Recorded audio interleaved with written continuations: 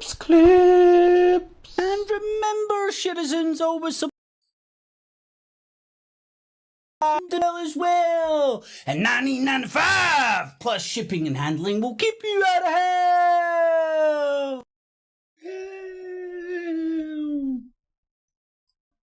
Okay, let me see if it's working. Clips.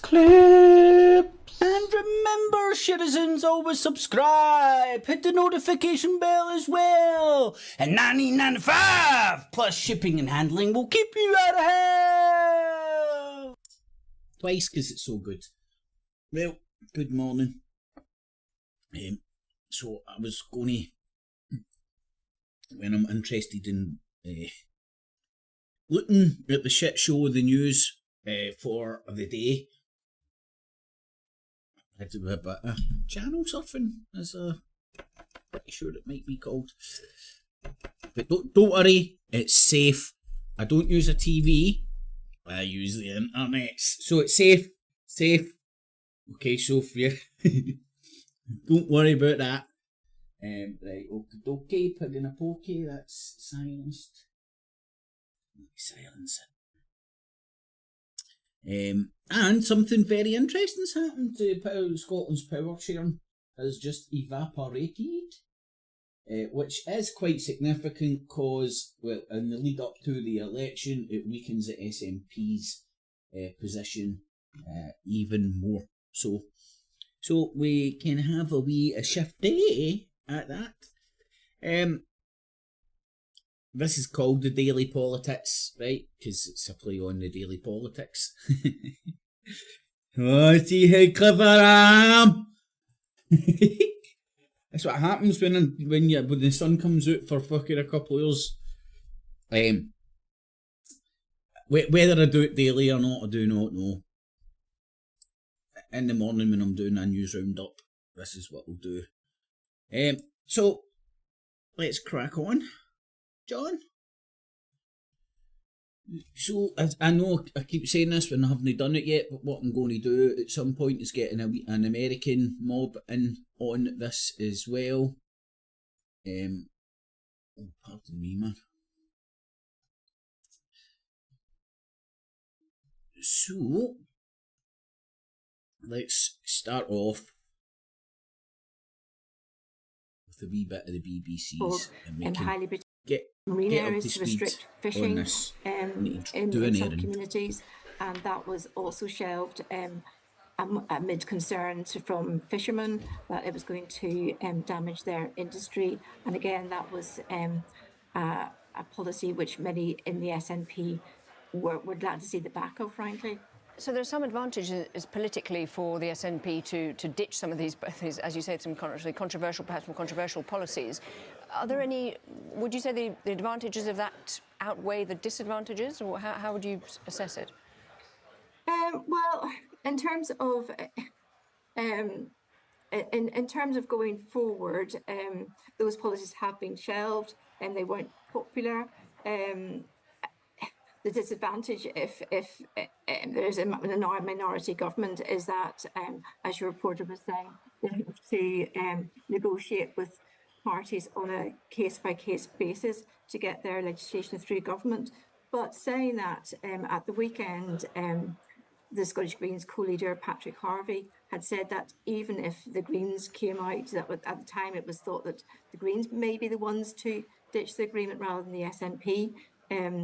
Patrick Harvey said that if they did come out of the pact with the government, then they would still work cooperatively with the Scottish government, the minority Scottish government. That was certainly the stance that Kate Forbes took in her leadership campaign last year.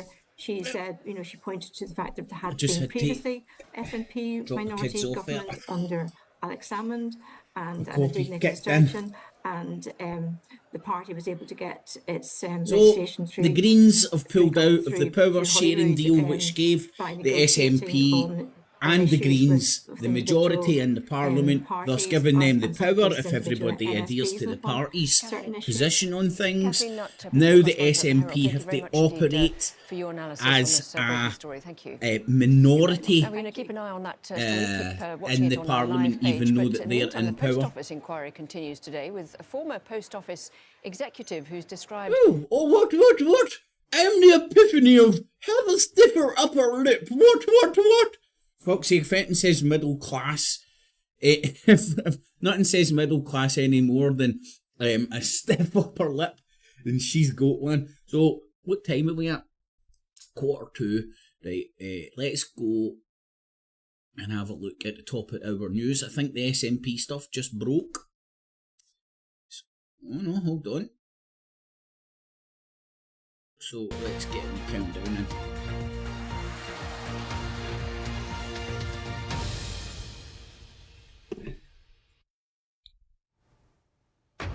Live from London, this is BBC News. Breaking news, Scotland's First Minister calls an emergency cabinet meeting. The BBC understands the SNP's power-sharing deal with the Scottish Greens is over. It's a big day at the Post Office inquiry. A former executive described as knowing more about the faulty IT This is just system than becoming anyone one else big is giving distraction now. evidence. And nobody's focusing Top on the US real thing, diplomat the cover up Anthony Blinken and is in China. He says Washington and Woohoo, Beijing should Chiners. manage their differences responsibly. And Venice becomes the first city in the world to charge day trippers for entry in an effort to tackle over-tourism. You want to come in, slave? You need to pay your pittance. That's the model that all these metropolises are going to. Hello, I'm Glasgow, Nicola. Welcome to the ULEZ, programme. We start this hour with breaking news London of a with their fucking ULEZ thing and congestion charges and all this jazz, right? And they dress it up and saving the fucking planet. But it's basically people with plenty of dough going, fuck man, all these other people are becoming a pain in the fucking ass. Good morning, faceless. I'm not going to call you faceless. I'm going to call you half face. I can see the top of your head. But anywho. big political development in Scotland. Oh, hold on. I need to do something. Right. Now, I'm going to start a poll. Please participate. This is going to be... Start a poll. Is this guy wearing a wig? I don't do it to be mean. There was something very weird about his face, right? The symmetry and all that's off, and it's just something strange. I couldn't kind of place it. So there's a poll started. Please participate. Do you think that guy is wearing a toupee? A wig? I don't know about yous, but it looks like somebody dropped it out of a fucking aeroplane for 300 feet, man, and just flung it on, man. Fuck it, that'll do. Oh, I'm going to rot in hell for that one, I know, man, but fuck it, it's funny. Right, hold it. Good morning, faceless history reset. You are the true king of Dundee, decreed by the Most High Lord in Heaven, William McDougall the Kiltis. Good shit. I don't come from Dundee, but I'll take it. And anyway, I'm Lord Craig MacDonald Houston of Cheryl Glean. So I've already got a title, mate, so thank you. That's why I think I'm First Lord Minister Cripstops. Hamza Yousaf has called an emergency meeting of his cabinet for later today. But the BBC understands that the power-sharing deal between the SNP and the Scottish... Break news! Somebody participated in the poll.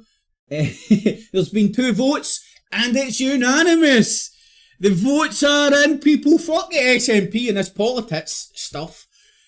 This guy has definitely got a hairpiece.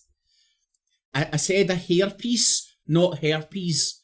Although maybe he works for the BBC, he runs in those circles. The odds of him having herpes right now I would have a flutter on that, that's for fucking sure. Green Party is over.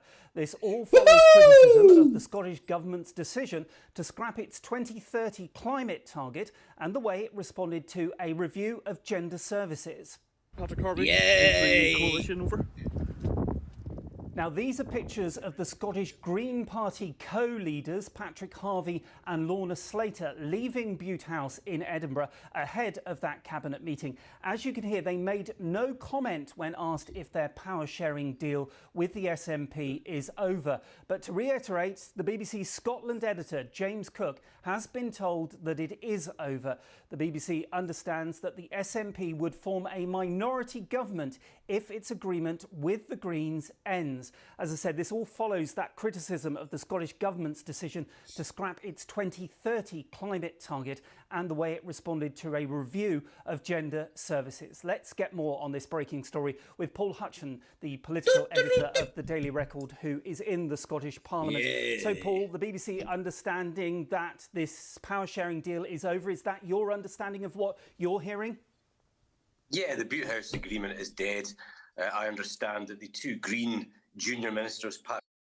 This is how you take, like, see, explain what's happening here. How long does it take, right? Greens have pulled out because SNP have changed their stance on the gender shit and the climate push, right? And the SNP have changed their mind on those changed their position on those two topics because there's an election coming up and the SNP are losing support fast. And the reason they're losing support is because the pendulum of the public has now moved over to the, let's call it the right, and they're fucking, they're against all the gender shit, and they're, I don't know, like fucking, what was it? Blockers to fucking prepubescent kids. I mean, who couldn't you agree with that? Puberty blockers, that's the word I was looking for. So anywho, the political pendulum of the public opinion is swayed, and thus you see these political parties doing what they always do. It's like religions. Like, I would have more respect for organised religion if they just stuck to their fucking position instead of constantly fucking changing it. And if you're gay, why would you want to force a fucking institution that has hated you for centuries, or like excluded you for centuries for their little religious club? You know what I mean? Like, it bamboozles me, man. It's got to be, I think Spock used the fucking time machine and came back and maybe pumped my maw back in the day, and then I sometimes think I might be Spock's illegitimate son. Patrick Harvey and Lorna Slater were in Bute House The only one in the morning world. where they were told by Humza Yousaf that it was over. They will no longer be in government, and it looks very likely now that the SNP will govern as a minority government with 63 votes, which is too short of a majority. So it does seem This is going to be fun, baby! And the government's decision to scrap the climate target for 2030. Yes, I mean, what happened last week was that after those climate targets were axed, the Green Party decided they would have a special vote of their members on the Bute House Agreement, which will take place next month. Now, that seems to have angered people in the SNP because they think that this circus will drag on for about a month now, taking all the attention away from the SNP and becoming a complete sideshow. So it looks like Humza Yousaf's advisors have said to him, it's time to bite the bullet on this. You need to get on the front foot and pull the plug on this Bute House Agreement. And how difficult will that make it for Mr Yousaf to govern? Well, minority governments always pose challenges, but Alex Salmond was First Minister and he ran a minority government. So did Nicola Sturgeon. I think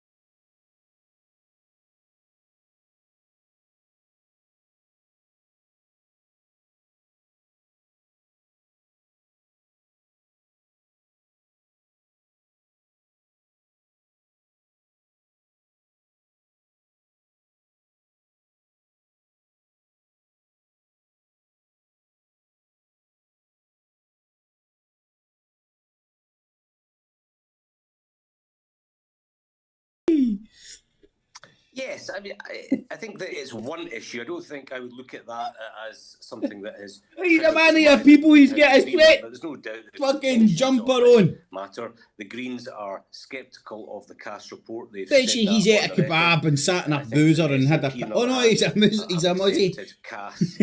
He's no sat in a They're gonna boozer have their and own fucking drunk a review pint into in his it. So life. it's another area in which there have been minor disagreements between both parties, not exactly fostering harmonious relations. Paul Hutchinson, political editor of the Daily Record in the Scottish Parliament. Thank you very much indeed. A reminder of the breaking news in the last few minutes. The BBC understands that the Right, remember there's a poll up there. Is this guy's Barnett a wig? and the Scottish Greens in Scotland is Please over. participate. We will I think have it's, more well, you're reaction right to now, that it's in the unanimous. next That's hour here on definitely a BBC wig. News. And of course, you can get more A on really BBC bad News one at website that. and app. We're going to turn our And you attention can literally now see to the where it latest on the kinda post starts and office scandal, stops. which has been You know, called the side one of the bikes. biggest Side miscarriages by of side. justice in British legal history. This is It more a big interesting day at the than the inquiry news. into why more than 900 sub-postmasters were prosecuted because of a Right, that's faulty becoming IT a very, system. very, A very, former very post big office executive shit show. described as knowing and more about sideshow. the Horizon system than anyone else is giving evidence. Angela van der Bergen was the company's most important witness in the everybody's legal gonna be action over taken this by SNP sub-postmaster pish. Alan Bates and was heavily criticised by the judge in that case for misleading the court in her evidence. Breaking Business correspondent Emma Van Simpson der has the details. Borger apologises to Is our head victims. of network services. She was Paula Vennell's right. Right. Has anybody noticed, right? Fuck, this post office shit has became one big. It's a shit show for the get go. It's became one big sideshow to keep the public fucking angry at something. I mean, like, let's not forget. Right now, the West is at war with Russia inside Ukraine, inside Syria. To a certain extent, because Russia still has assets inside Syria, because Assad invited them in, you know, the leader of Syria. Oh, how dare they hit US bases inside Syria? Well, you're invading a fucking country. What you want to do? Is every country like fucking Moses?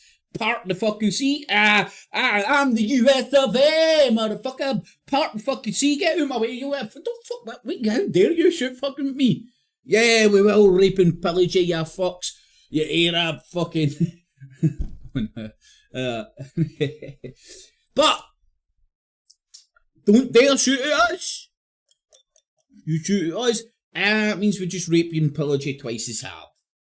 It's called being Machiavelli, motherfucker. Anyway, what I wanted to point out is this is ridiculous, man. Nobody would give a flying shit about this if it was for some sort of a fucking drama on the BBC. Is that the world in which we stay? You need the BBC to take up your cause before any fucking justice gets dished out. The more you hear about that, you know you're like, right, him, her, string them up, fucking rape them and pay these people their dough. Not that hard. And then and why is that company like that with the British fucking government? If I was that way inclined, which I'm not, better shit today, I would go and look into fucking who owns what in their relationships, because there's no way that fucking Fujitsu or whatever the fuck it is getting all these British governments just because they're so fucking good, and then they cover up because they're so fucking good at their job. Bullshit. It's because of who they are and who owns them or what have you. It's as clean as the glasses on my face. It's a saying, you know. And and we're getting fucking shown BBC fucking dramatisations of a fucking real crime. God for what? 1984. Not 24? 2024? I don't know what one it is. Anyway, let's go to the truth as it happened, dramatised to you through the BBC using actors. Woo! Do you know in some people's minds, this is the scary fucking thing, in people's minds, this is what happened. Mental. It's just like all those documentaries on Netflix. It's just... it's bizarro. Anyway, let's get on with the news. One of the big characters in the drama. At the I know centre him. of so many. She's the Coronation Street. ruined Right, lives. come on, I just want to get back to the guy with the wig. Alright, Bogart this is was the good personally thing about not involved doing this and live. no evidence of any. He was wrongly That wasn't correct. Aye, come on. But How long when can you drag she this made it out? up for us, Emma saying it is How long did it take me there to summarise what's going on with that post office shit? How many hours of fucking content have these fucking charlatan TV stations who just want to go, look over here, look over here. You know what, Ukraine? Boom! There's over a fucking 100 billion. That'll keep you, that won't let you win the war. Sounds like that's what they don't want. But it'll keep you going for another 6 months. Right, because what's happening now, it's war season, motherfuckers. The girls are out in short skirts, the guys are like, hoorah! And want to batter cunts, plus the battlefield subordinate for, is a wee bit more better for fucking tanks and boots. So it's war season, and Ukraine needed this money passed ASA fucking motherfucker P, because it's going to be the summer offensive, or the spring offensive, or whatever you call it. And depending on who you listen to, which we'll do both, it's at the top of the hour. You can always come back to the BBC's. But increasingly clear. We note that the evidence of mass killings of yay! points to the Good morning, good morning. See, every morning I have an apple and a banana and then catch up on the genocide. Honestly, it's a real healthy way to live. It's called the apple, banana and genocide diet. Fucking swear by it, man.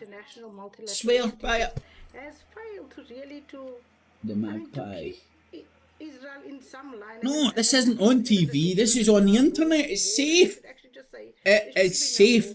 And remember, you're double safe. This is like putting two Johnnies on. You're not watching it on the TV. You're watching me watching the internet on stuff that is on TV, but on the internet as well. It's hard to understand what's safe and not nowadays. But let's just stick to TV bad, internet good. It's kind of easy. Simple. It's for simple people. Simple folk. Keep something straight in people's heads. And a lot of countries in the West, Israel is going to act with impunity. Meanwhile, the Washington establishment exploits the war in Gaza for political points. Look, just like you're doing, you fat fuck, on behest of fucking Putin. As the most recent debates are focused on pro-Palestinian protests, branded by some as anti-Semitic, and their suppression. See if you go and watch Russian content aimed at Russian speakers, the Russian citizens, you won't get this kind of tone. This is RT using the general feeling of the populi and their adversaries. You know, the countries that they're at war with just now? You know, the countries that have just dished out 100 billion like that, like it's for a fucking strip joint. Woohoo! Make it rain, Ukraine! Oh, that's a good one. Make it rain, Ukraine. Shit. With all these controversial protests happening in America's leading academic institutions, the commander-in-chief decided to weigh in. You should lose a pen. Do you condemn the anti-Semitic protests on college campuses? I condemn the anti-Semitic protests. That's why I've said. I condemn. Where am I? I also condemn those who don't understand what's going on with the Palestinians. Oh, of course. He doesn't understand. At the humanitarian crisis in Gaza.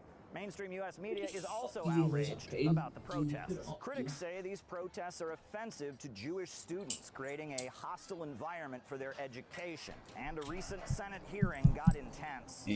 Have you seen anti-Muslim protests on campus? Me. I have seen. We have had pro-Israeli demonstrations on campus. No.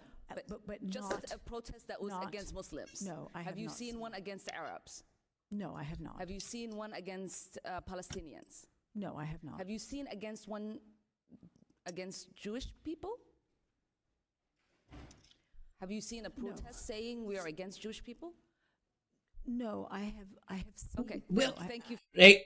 See, this is where my fucking Saturday night fucking game show comes right into play. Right, it's called Yes, No, or Fucking Die. And You obviously got a guillotine in there, right? And these people are like, it's that kind of situation, asking genuine questions, and you've not got the option of, I do not recollect. To the best of my knowledge, I cannot remember. You know, all the lawyer talk, the fucking creepy crawly shit that politicians fucking make a living on. Nah. Soundproof booth, politician in, heeding a fucking guillotine. We're going to ask you some questions. You can just imagine it would be like Who Wants to Be a Millionaire music. And it would pour zone in, and it'd be in there, in the box, in the guillotine. And then you would have like Chris Tarrant, just with a one-way mic, you know. Okay, you scumbag politician, can you hear me? Just nod your head. Oh, you can't nod your head. Wave your hand if you can hear me. The politician just waves his hand. Okay, we're going to ask you a series of questions. We have the answers. So you need to answer yes or no, or you fucking die. And get another jibber jabber out before they're about to die. Nobody can hear them. Soundproof box, all angles. And then, do you know what a woman is? Hold on! You go through about 90% of the politicians in one night. Be a great game show, man. Everybody would love it. Anyway, let's get back to jibber jabber. For that clarification. Now, some members of Congress are blaming Stay out of the sun, man. Stay out of the sun. They say that the apps should be suppressing the protests and the hashtags about them. And the fact that they aren't is all the more reason that TikTok, a social media app, must be banned. Yay! Ban the tickety talks. Mainstream media is freedom. They hate us for our freedoms. Situation in Gaza and the rising death toll. Instead, they are focusing on the protests in the United States and how everyone feels about them. Adding to that, some of the protesters seem to have gotten involved without considering possible consequences. The main freedom that Muslims hate about us Scots is just the freedom to be able to walk down your high street on a lovely summer day, enjoying a cold beer without the threat of some jumped up cunt in a funny uniform hitting you over the head with a truncheon. Oh no, wait, we don't have that freedom, but freedom! A little bit more repressive than Colombia. I was notified that I was suspended yesterday, whereas they were notified. Man, it's just it's the same propaganda, just fucking for different sources. Let's see what's happening here. This Press TV telling you how to rumble them up.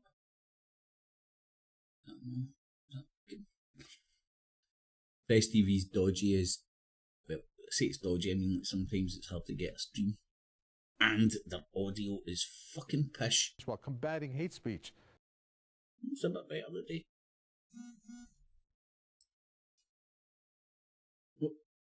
Directed towards Jews and Muslims. You notice one thing, not one word about the genocide. I was going to say their audio sounds better today, but that's because I can't fucking hear it. That's all the Iranian haters hijacking it. See, RT stream works now. Across the USA, it said that there are challenges. Hundreds of demonstrations have erupted, and that these conflict in college campuses have become flashpoints for debate, highlighting challenges in balancing freedom of speech while combating hate speech directed towards Jews and Muslims. You notice one thing, not one word about the genocide taking place. Columbia University in New York City saw some of the most high-profile. That's why I sprinkle my cornflakes in the morning, man. I've gave up that processed sugar stuff, so I just put it on the TV and go, I'll have a little bit of genocide with my cornflakes. Of officials, well, that paved the way for U.S. politicians to actually act. Like Republican Senator Tim Scott, he proposed a law to ban federal the audio does sound a lot better. Calling on the U.S. government to deport foreign students protesting against Israel. Still pissed right enough. With Palestinians. Another senator, Governor Ron DeSantis, well, he stated that support for Palestine was providing material. And this guy still can't present worth a fuck. Terrorist organization. Well, these moves were not enough. Americans. Freedom! They hate us for our freedoms! Around the world. Stop them protesting! In the US, in one instance, the largest pro-Palestine demonstration in U.S. history actually took place November 17th. Thousands participated in these protests. Over 400 cities destined students. That was enough for the protests to spread for their institutions to actually disclose and to divest. This was the group that closed off the Golden Gate Bridge in San Francisco recently. They vowed business closures. If you want to get involved in the... Oh, what the fuck happened there? What the fuck happened there?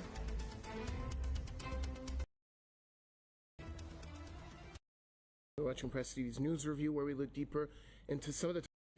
Oh man, their streams are shite. Jumping all over the place and no hot. To Russia's national security. On Monday, the Polish president said Warsaw is ready to host nuclear arms if NATO decides, in the face of Russia's reinforcing its armaments in Belarus and Kaliningrad. In June 2023, Russian President Vladimir Putin confirmed that Russia had sent tactical nuclear arms to Belarus, which borders Ukraine and Poland. Belarus.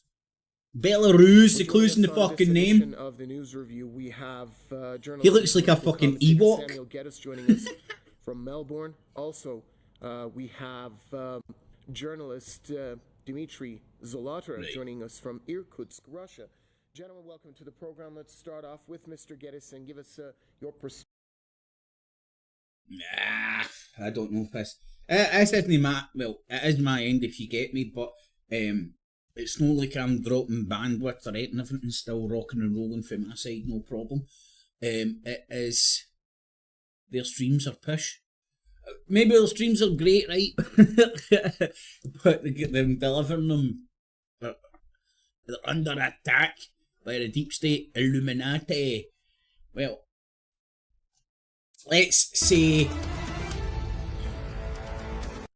if you strip away all the proxy bullshit, Iran is at war with the West. Russia is at war with the West. And China, increasingly so, although that blinking guy, this ain't gonna rock or roll.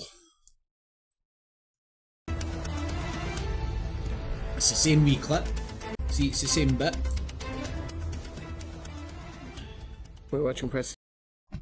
Boom, kicks out at the same time.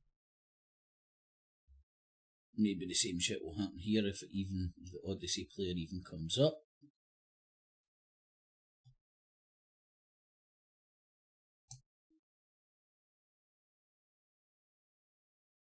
Well, Press TV seems to be down right now.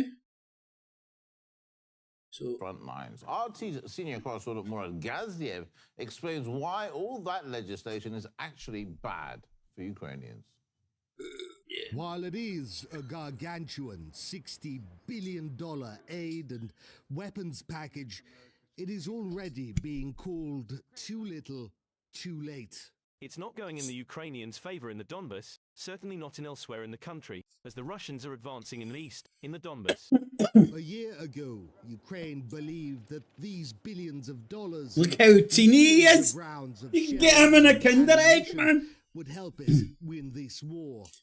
Its best hope now is not to... See the soul tire? And the sort thing it's about the Congress... Hey, look like, oh, I'm doing a Skype call. It's very difficult for us not to win, even to stay.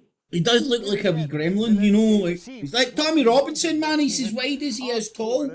Looks like a square. In return, Zelensky promised to find the troops necessary to use those weapons at a time when Ukraine is experiencing severe manpower shortages. He signed into law an incredibly draconian mobilization act, which deprives military-age men of many privileges unless they show up at military recruiting stations. There are, however, serious doubts whether Zelensky can find enough men. What they're saying, 600,000 Ukrainians need. More than 100,000 military personnel have left their military units without permission. And what is the motivation of these new ones? Right, you know what's going to get said here, right? It's like it's no surprise. It's RT. This is war propaganda for them, who are for Russia, who are fighting a war against the West in Ukraine and previously inside Syria, so Syria still to a lesser extent. Hold on, I'm acting like I've not got my brain here. I don't know if Google will fucking answer this shit. Does Russia still have troops in Syria? According to Wikipedia, detachments of Russian military police patrol and conduct internal security operations in support of Syrian government. Russian forces are still on the ground in Syria, especially in the northwest, where they provide training and support attacks on the rebels as of January 2023. There you go. Russia's still fighting the west inside Syria. They're fighting the west inside Ukraine, and it's all dressed up in both countries to make it a bit more palatable. I don't speak Russian, and I would get no compulsion to try and go and fucking decipher internal Russian media to see what their citizens are getting fed. Thus, I rely on English-speaking cunts to interpret what's happening inside Russia, and about 99 times out of 100, they're all spooks. And the other one time, it's a talking head for the internet who watches other spooks talk about shit. So you need to decipher your you need to wade through that pish. Anyway. But remember, RT tells truth. That they be served their documents and passports.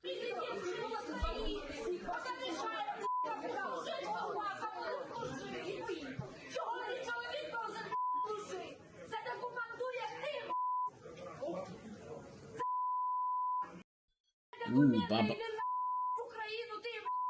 But, mate, it's alright, we can't speak Russian, you fucking don't know what they're saying. You don't even bleep it out. Oh my. Look at that, it's hilarious. Oh, look, I've even got the music. Now, remember people, this is news. That's the funniest thing about it, man. Could still think RT is fucking news, you know? Not understanding that Russia is directly, like, they're balls out. They've got fucking their citizens. What's happening here? Is this cool? Well, that's him rounding up. I heard shit on the No Agenda show, right? Which is like, No Agenda. Go and listen to them and see if you can decipher fucking the messaging that comes out and if they do have agenda. Right? But it's a good show. Funny. I like it. You can pick up wee bits and bobs that doesn't get mentioned anywhere else. And they were talking about how in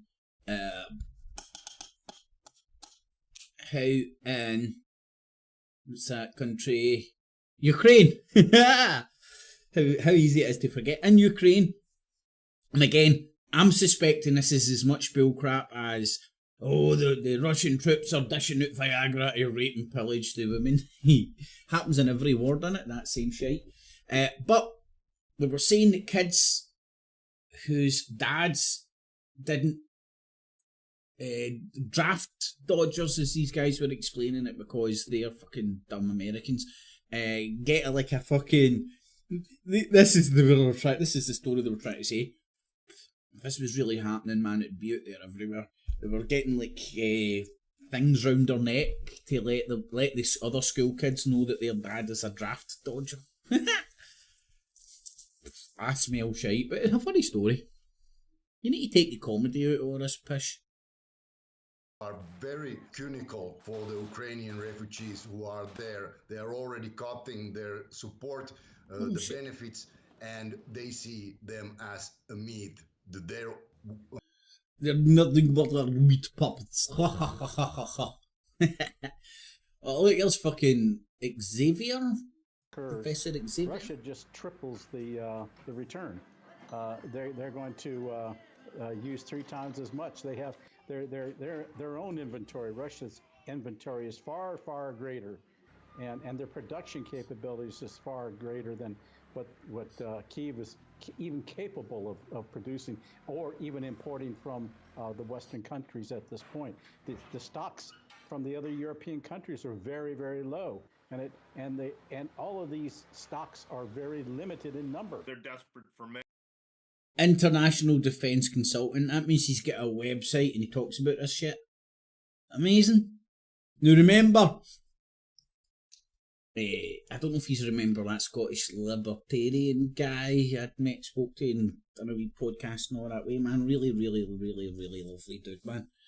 And more power to him, but I didn't listen to it, to be honest, right? But back in the day, a good few years ago now, I was flipping through RT, years after I'd met him and all that jazz, and somehow, some way, he was on RT, is like an expert on something. I'm like, no fucking way, man. So the bar is so low to get on RT. I bet she Count Spunkula has been on RT. Maybe Tommy Robinson is too fucking toxic. Although everybody now thinks he's another fucking... He's a hero, I guess. Yeah. Corporation on the Asian continent.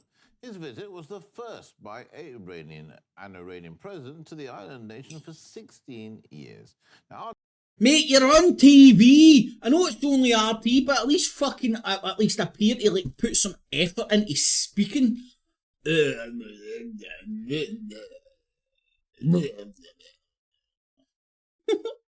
Fucking shake for that old fucks. And once concerns about potential Western interference have dissipated.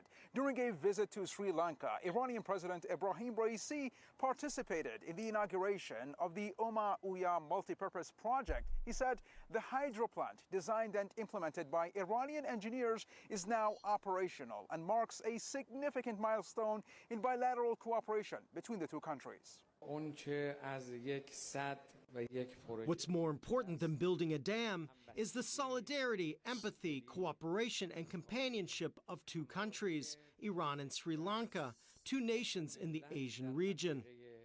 Mr. Sri President, Lanka. Mr. Prime That's Minister, that big and island, all isn't the it? Sri Lankan officials present in the meeting, we are here to participate in the big plans and projects of Sri Lanka by providing our own technical and engineering services in the development of the country. Located 200 kilometers southeast of Colombo City in Sri Lanka, the construction of the Oma Uya plant kick-started in 2010. The project features 2 dams and a 25-kilometer water transmission tunnel. It also includes 2 major hydroelectric power plants, each with a capacity of 60 megawatts. The primary goal of the project is to enhance irrigation for 5,000 acres of agricultural land, facilitate the transfer of 145 million cubic meters of water, and generate a whopping 290 gigawatt hours of power annually. Iran has lauded the project as a significant display of its international engineering prowess that defies Western sanctions. The West wanted to convey to the nations that knowledge and technology are only at their disposal. Right, good on you, Iran. Good on you. Let's see if you've managed to get your stream back up. Oh, that's still the Ewok.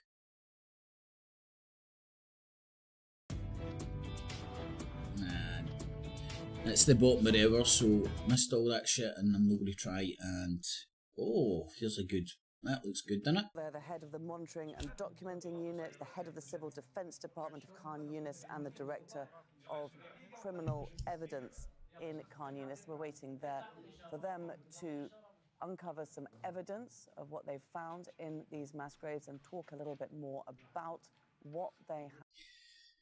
Let's see if they... Right, I don't need to subject yous to the gory details. If yous want to do that, go and do that. Oh, here we go. Here's a human hammer uses this dude. Minority government, but it's something we've done very successfully over. Oh, but anyway, yeah, mate.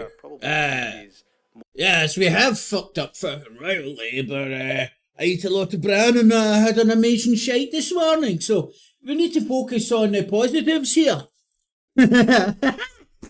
That's PoliTITS for you, baby. Yes. Did stab up a few motherfuckers last night. I was having a bad dream. But hey, we need to move on.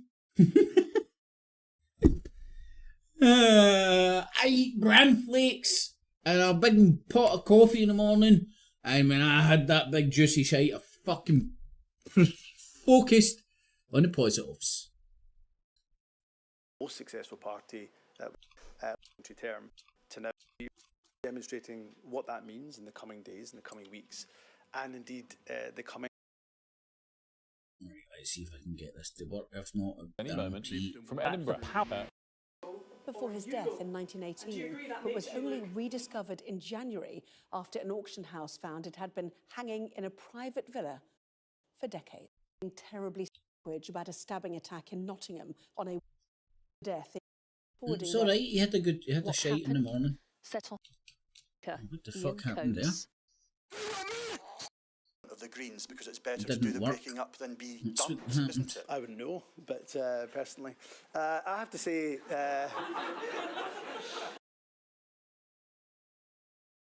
Let's see if it works this time. I'm beginning to think it's not a deep state Illuminati conspiracy, more that it maybe takes a wee while for the data that's just been streamed live to process onto the server that YouTube holds it on and HD. Right? So sometimes it's a bit ropey. But what isn't ropey is the BBC one. Ah yes, we've got a wee sound woman and we've got a wee rapper in the background. Right, I think it was about... I've seen that woman.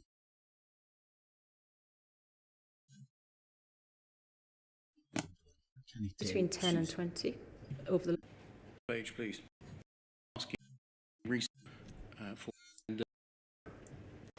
Quality of opportunity. The hand. Those poor. So I think, just to set the context, so the only...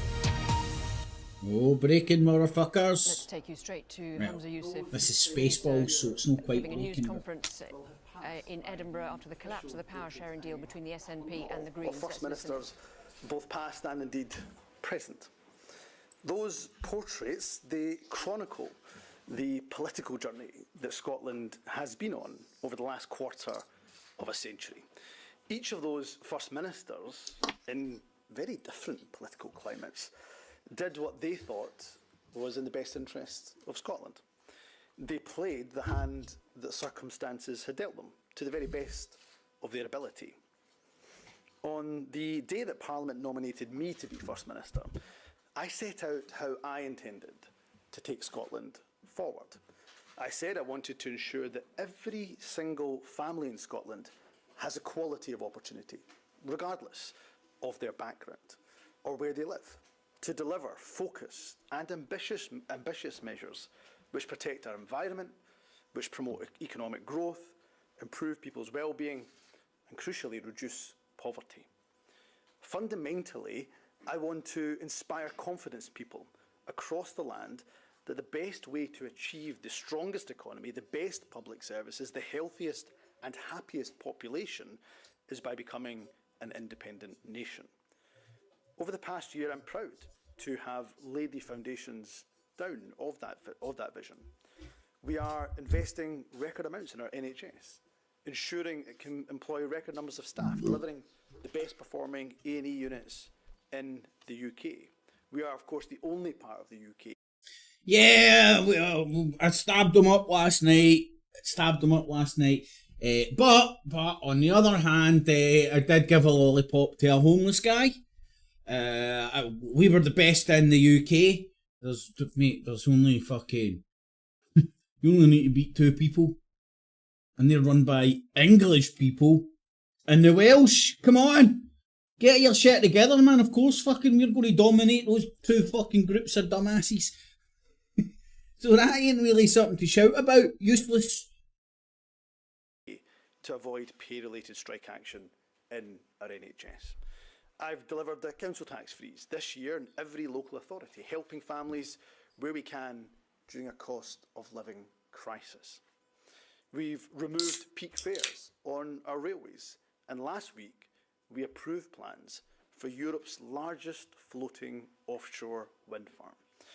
These are just some of the actions that are making Scotland... Honestly, maybe it's my childish mind. When he said floating, I thought maybe I'd slipped into a parallel universe and I thought he was going to say jobby. I was hoping. If that multi-universe theory is right, you know, in one of those universes, he just said jobby. Think about it. Scotland a better country. During my time as First Minister, Scotland's economy continued to grow while the UK fell into recession. Average earnings in Scotland are forecast to grow faster than the rest of the UK. Mate, it's not really it's not like the Premier League where you need to beat 20 fucking teams. Fuck's sake, is it no 20 plus? Fuck. Attainment is at a record high. Record numbers of students from deprived areas are entering universities. We are estimated this year.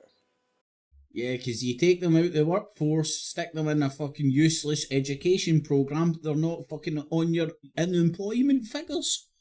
It's a payoff.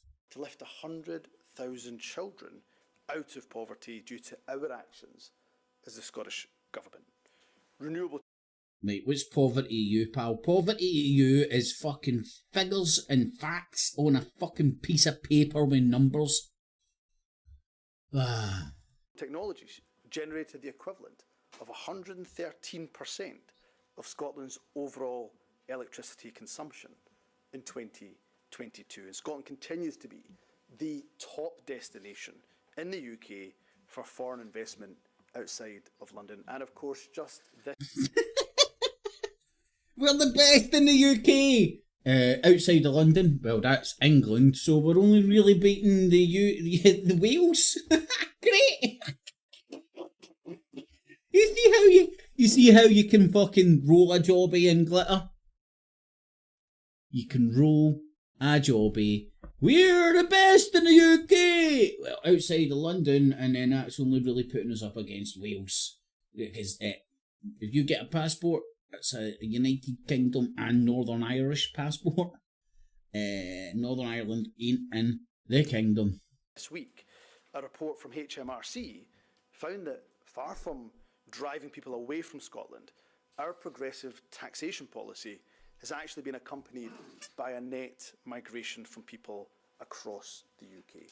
Thousands more people are coming to Scotland than leaving, generating tens of millions of pounds in additional tax revenue. People and businesses are looking at life in SNP-run Scotland, and they are voting with their feet by moving here. Being First Minister is both an enormous privilege and a great joy. The privilege of being able to make a positive difference in people's lives each and every single day.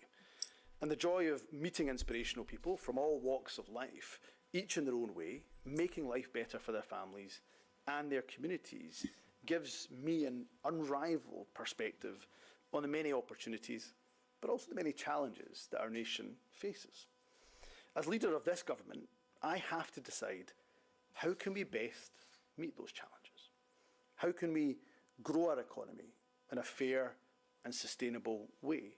How can we ensure vital public services like our NHS are the best they can be? And how do we play our part as a... Right, I'm completely sorry. See, when I hear this, like, let's be honest, it's no different than listening to the Russell Brand. There's a good few people there. Some will remain nameless, right? They just waffle meaningless memes. We've got to look into ourselves, be better than we can be, give 110%. The lights will shine on. We got to do better. If you're in PoliTITS, you'll probably be doing that with your hand. And like, I'm sitting there and I'm listening to it, and because I've got the attention span of a fucking gnat, I'm losing attention. I'm like, hold on, I think my left bollock's itchy. Oh, it was a wee bit there. Because what they're saying is meaningless.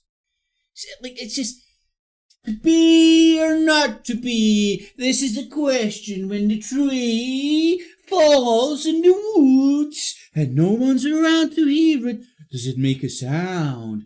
When it does, the sound of the vibration travel along. And remember, we're nothing but vibrations, yo. What was that, David Sheit's pish to fucking bamboozle you with bullshit? It's hypnotism. It's hypnotism. Your mind starts giving in like that. Fuck it. Because because they're saying fuck all. What colour is your shirt? Yeah, you know, we could be, well, I would say it's, you know, remember there was something in the fucking press and it was doing the rounds where people were arguing about what colour a fucking shirt or pair of shoes or skirt or something was. Anyway, rant over, man.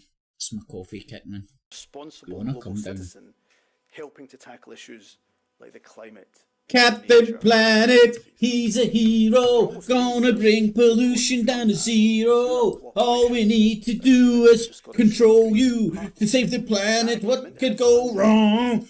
Give National Socialists like the SNP your power, baby. Which prioritises our NHS and public services over.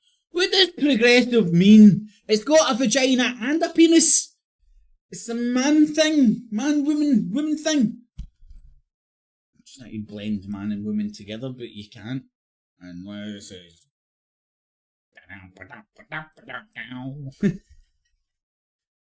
Oh man, this shit destroys my soul.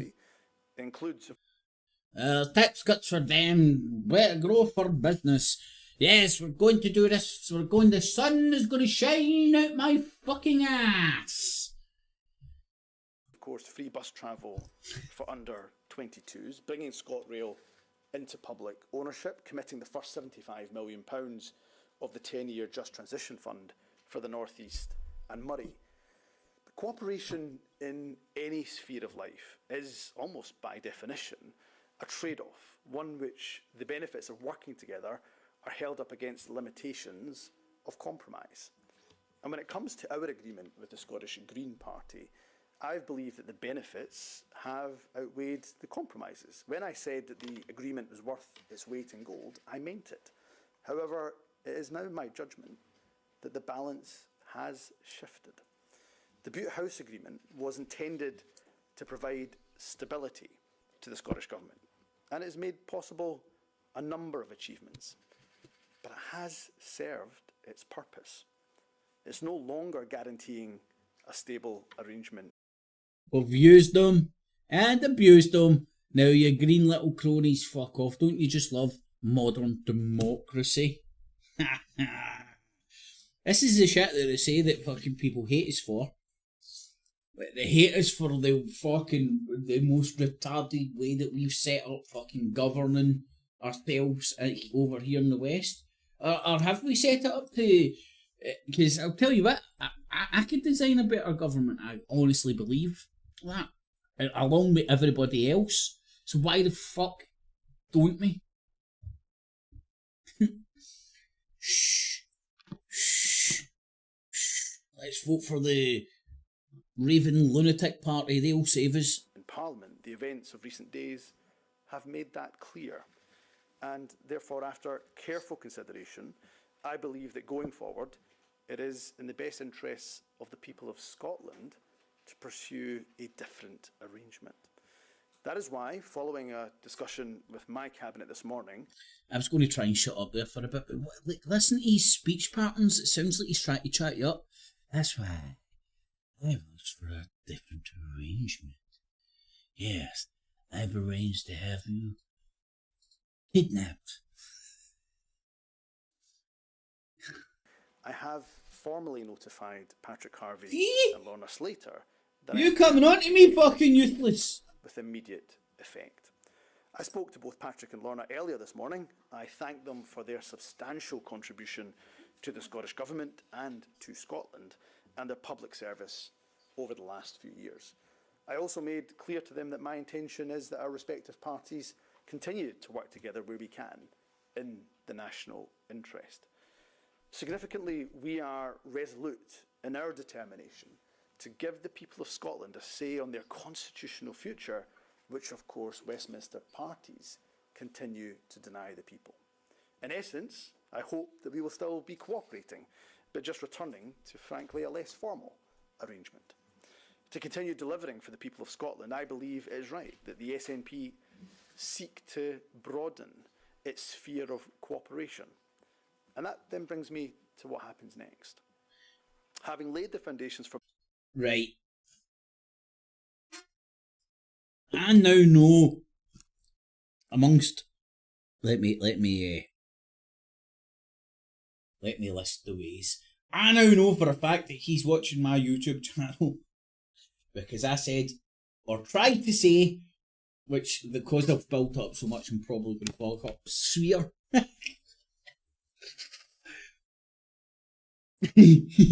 So he's definitely watching my YouTube channel, just like Adam Curry. He commented on one of my videos that I made about shit he was talking about. And Tommy and Danny Robinson, I was going to say there, as if they're like a married couple. Danny Tomo and Tommy Robinson. Who else? Oh, well, I was on Press TV.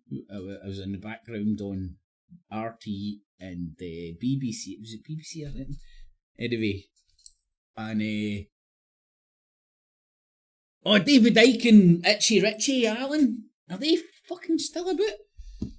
Because when I started using the Truther Industrial Complex, I was like, oh, you know what, Don? It's a good meme. Let's try and use it. Can they do that in today's world, man? Everything's with their time stamped, and everybody loves a good fucking digital bitch fight. Alright, DJ, my man. Beebs, I'm in tweets for the lads. Get my teat suit. My fucking monkey boobs. Honestly, anyway. Let's get back to useless. My priorities in government over the last 13 years, we will now step up our ambition, but we will do so as a minority government. That will be tough. We will seek to work not just... Right, hold on. Hold on, I've just cracked the fucking code. Done it again. Monk, I've solved the case. It's fucking hilarious, that show, man. It's just pure, unadulterated fun and laughter. In these times, you need it. It's the medicine. Anyway, I've cracked code. So, they're now a minority government. And when you're a minority, you're protected under the fucking hate crime. Fucking thing. No! That is a fucking dictatorship now. On the surface of it, hate crime, shit, hate speech crime, fucking thing. Sounds good. Who wouldn't want to protect fucking windy lickers? But now we have a minority government. You can get locked up for hate speech against the government. So, in theory, the cops could storm the parliament and arrest the opposition for hate speeching against the fucking minority government. Told you I cracked the code. Fucking cracked the motherfucking code. I'm onto these fucking Illuminati. Motherfucker Illuminati. Motherfuckers. See, who says no a pretty face? Just with the Scottish Greens, but with MSPs from across the chamber. The SNP has, of course, governed as a minority for most of our time in office, and having served as a minister. These hate speech fucking laws are making more sense now, aren't they? I'm well used to working constructively with opposition parties to where necessary secure parliamentary support, and I have no issue, none whatsoever, in doing so again. It was, of course, under that arrangement. Oh shit! I just realised you can't see this shit. Government were achieved, be that the creation of Social Security Scotland, a progressive taxation regime, the creation of the Scottish National Investment Bank, and of course the introduction of free university tuition. Right, hold on. I'm acting like I haven't got the interwebs here, right? Progressive. What the f? It's a buzzword, and I really want to have a wee close look.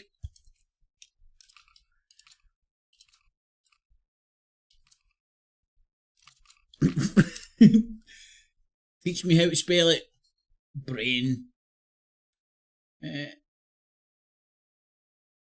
Dictionary.com must be real. It's got a .com. And they want to write. No, not a progressive.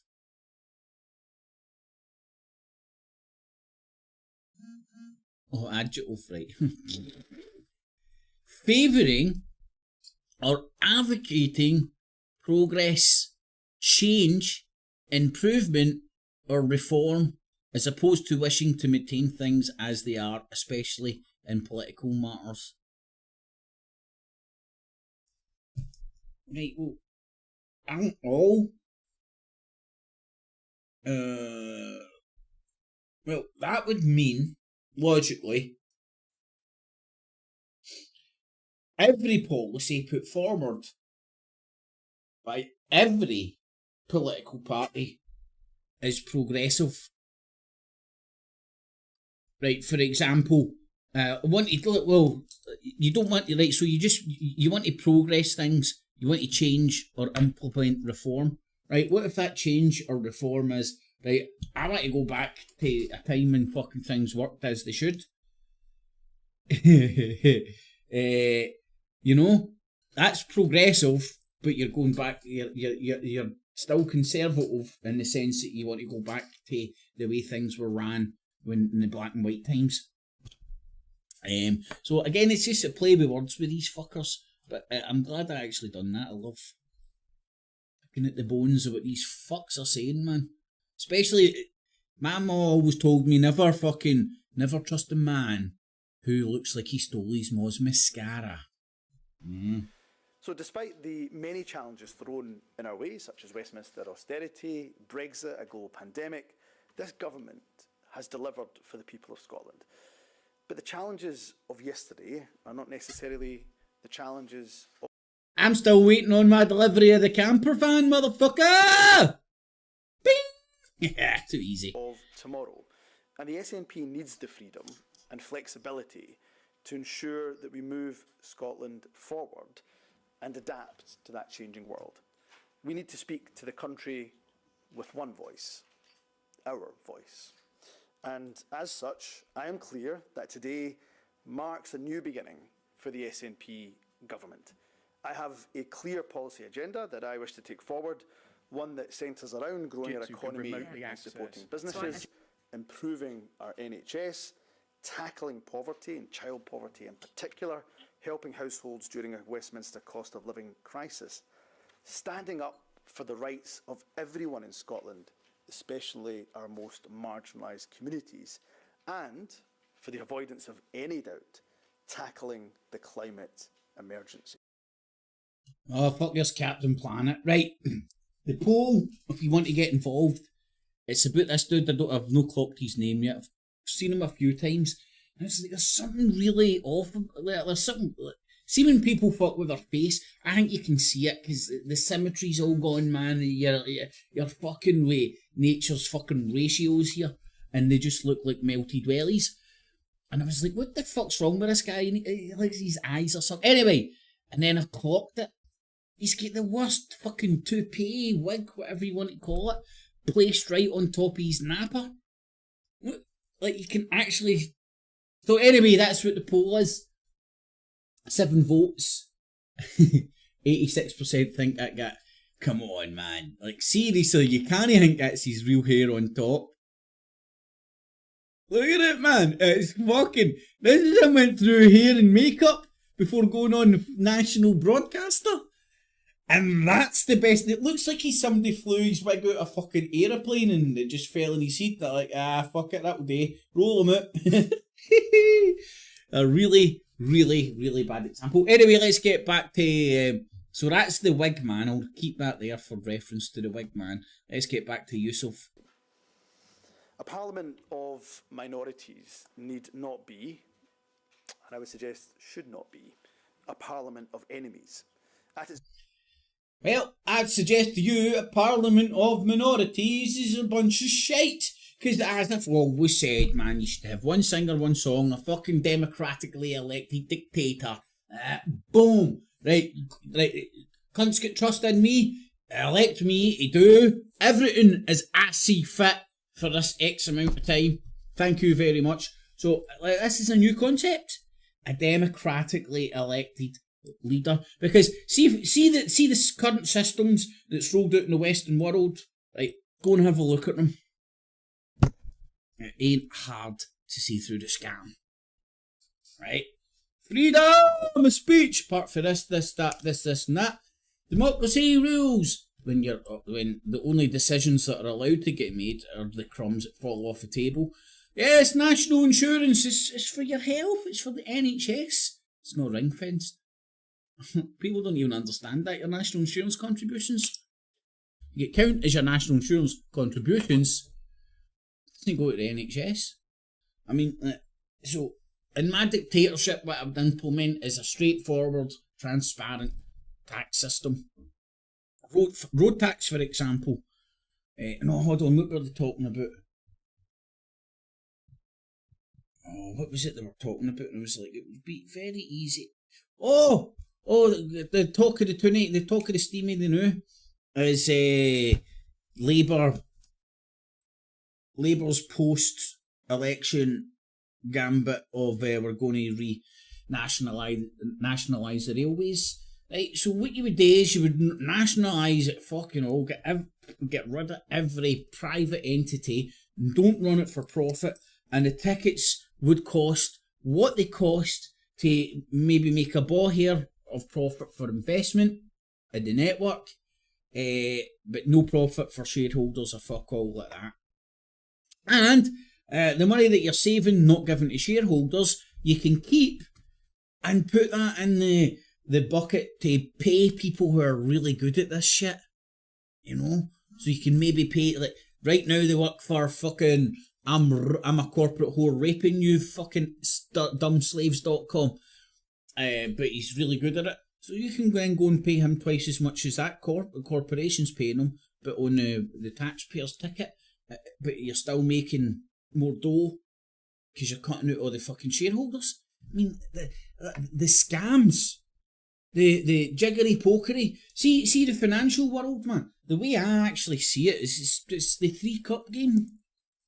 Can he win, man? Just moving fucking shit around, using sleight of hand, pension funds here, this fund here, shift around here, shift around here, shift around here. And before you know it, you're getting taxed out the arsehole 1,001 ways. The tax that you're paying for the reason you were told you were paying the tax isn't the reason that the tax fund's going to. And then next thing you know, man, you're at war with Ukraine and you're fucking just dishing out billions when you're fucking the road system is fucking full of holes. And relax. At best, the Scottish Parliament has achieved great things for the people of Scotland. And as we approach its 25th anniversary, let us all pause and reflect and rededicate ourselves. Does that guy have a wig? That it continues in that vein. Let me therefore conclude with a direct message to the people of Scotland. During my first year of leadership, I hope I've demonstrated to you that I am fighting to change Scotland for the better. I am working tirelessly to build a strong, sustainable economy which works for everyone, to strengthen our NHS and other public services, to build a country in which everyone feels accepted and is able to reach their full potential, and to do what I can, in my own way, to create a more peaceful world. I joined the SNP because it's a party which, above all else, believes in Scotland.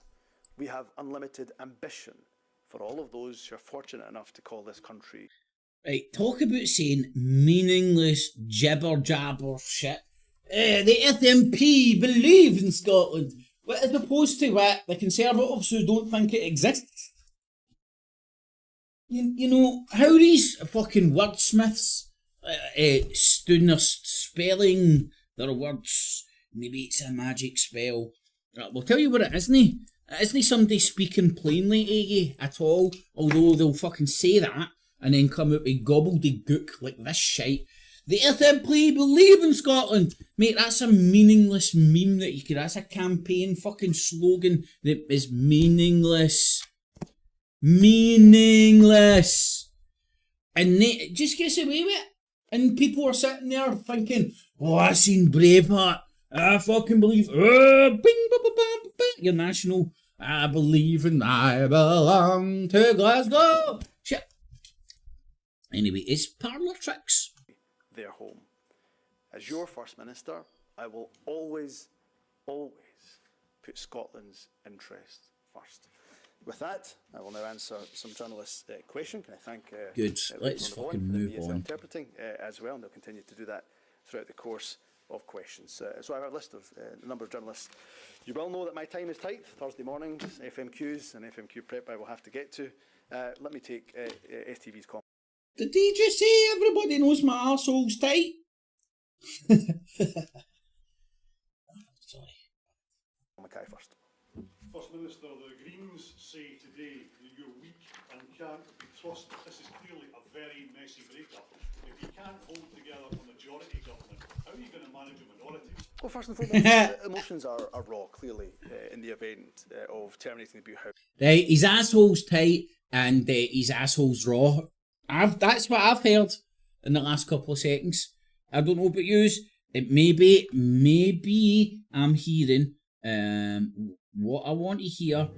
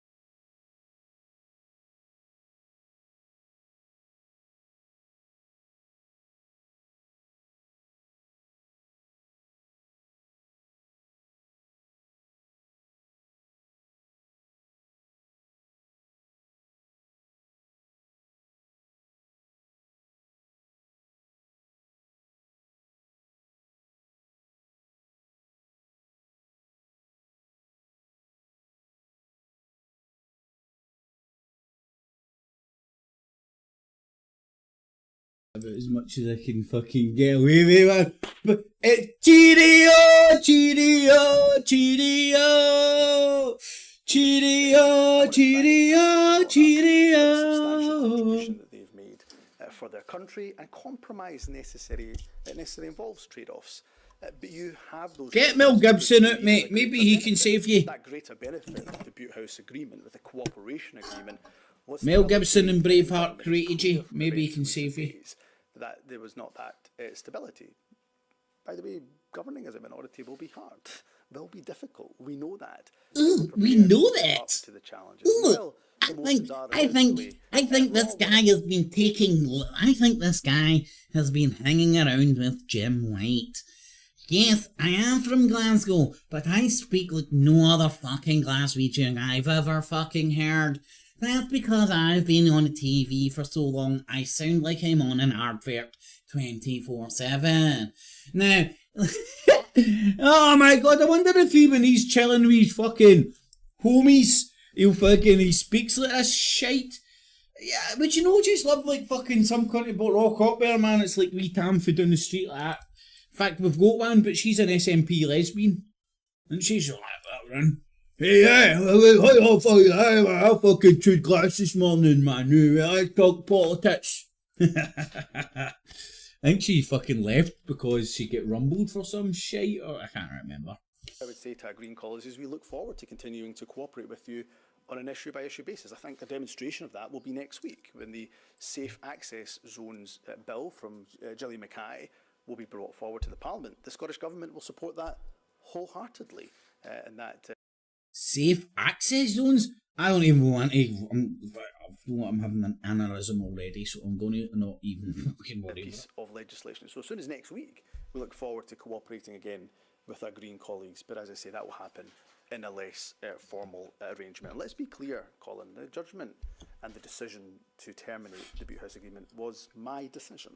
It is the job of the First Minister, it's the job of the leader of the SNP to make decisions in the best interest, first and foremost, of the country, and then in the best interest also of my party. Thanks, Colin. Lindsay. Thanks very much, First Minister. As recently as Tuesday, in interviews, you were saying how much you valued the Greens' partnership in government and how you hoped that their members would vote to continue it. What changed for you in less than 48 hours to cause such a significant U-turn in your position? Look, I've been thinking about this for quite some time, but of course you'd understand that for me it was important to take some of that counsel in private. I've been speaking to people that I trust. I've been reflecting myself very hard and often with careful consideration around what is in the best interests of the country, the government, and importantly and crucially my party. That is one of the responsibilities that I take exceptionally seriously to the party that elected me as leader.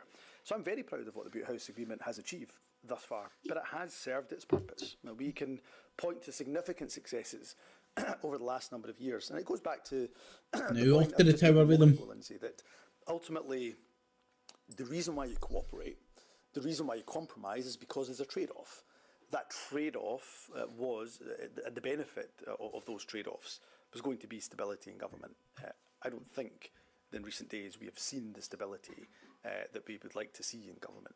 And therefore I've made the decision, as I say, to terminate the Butte House Agreement. I look forward to continuing to cooperate with all parties, and there's a serious challenge here to the opposition too. They cannot simply oppose for the sake of opposing. They have to work constructively in order to make sure that we continue as a parliament to achieve for the people of Scotland. So instead of sniping from the sidelines as they often do, not coming with anything useful in terms of suggestion, now it's time for the opposition to also step up, all parties in the opposition to step up.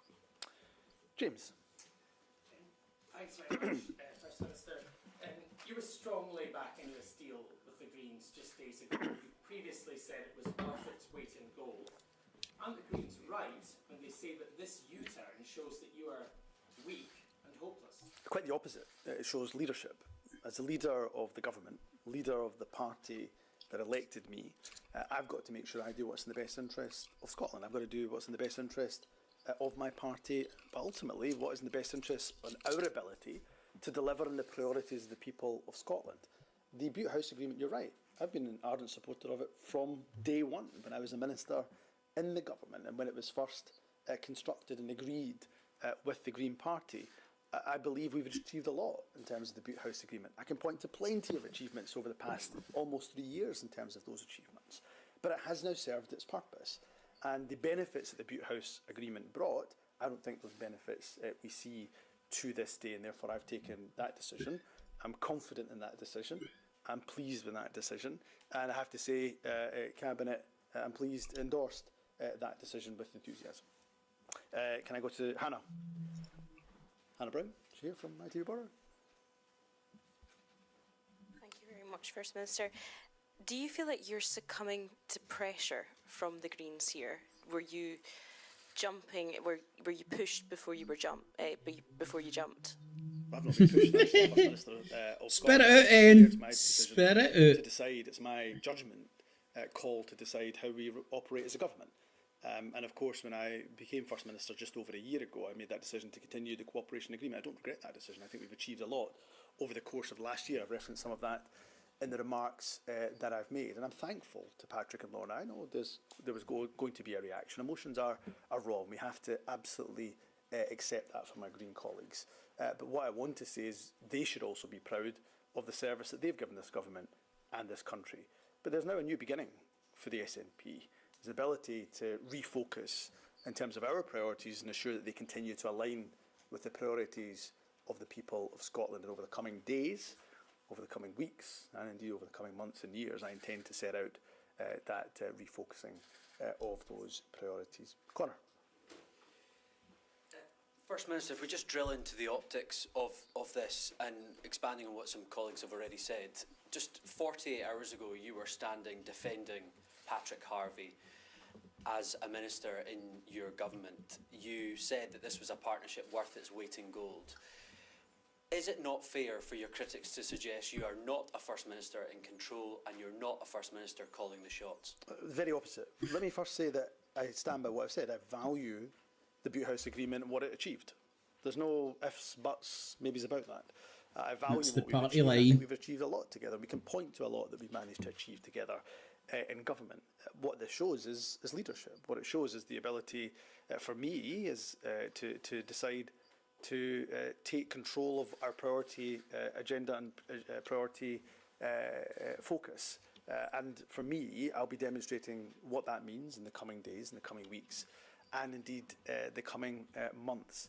So did I value the Butte House Agreement? Do I think it was the right thing to have done almost 3 years ago? Absolutely.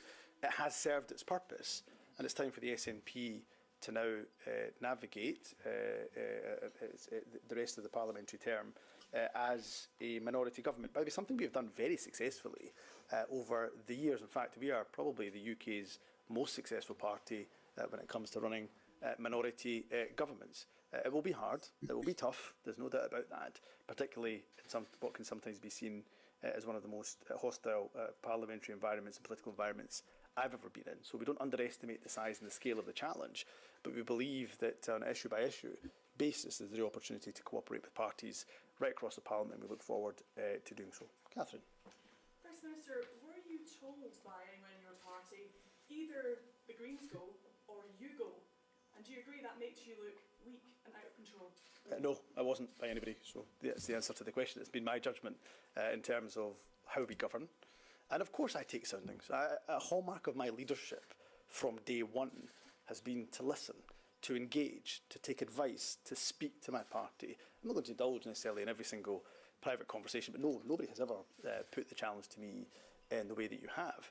But I think there has been a feeling that the Butte House Agreement has almost come to its natural conclusion. It has served its purpose, and now there's an opportunity for the SNP to continue to focus on what are the priorities of the people of Scotland and refocus some of that policy agenda. So the answer to your question directly is no. Everybody has had one question, Catherine. We'll move on to Channel 5 and Alan, who's got a question next. You've said you've decided to end this, but let's be honest, you did this, you've announced this to get in front of the Greens because it's better to do the breaking up than be dumped, isn't it? I wouldn't know. But, I have to say... Oh, don't I missed these fucking Channel retard. 5 and Alan, who's got a question next. You've said you've decided to end this, but let's be honest, you did this, you've announced this to get in front of the Greens because it's better to do the breaking up than be dumped, isn't it? I wouldn't know, but personally. I have to say... I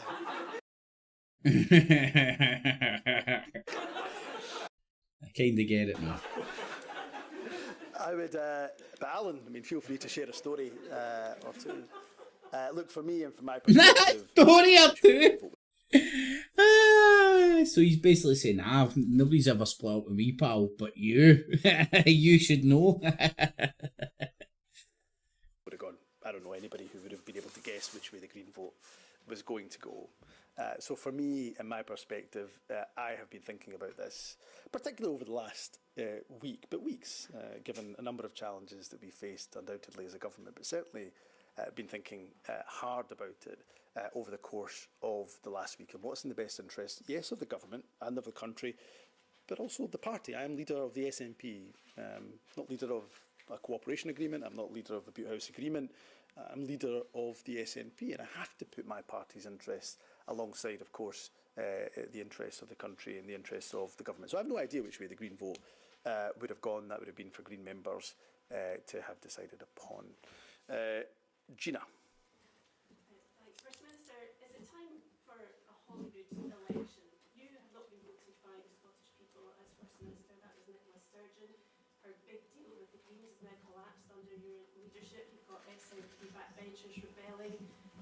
People are in this room obviously questioning your leadership.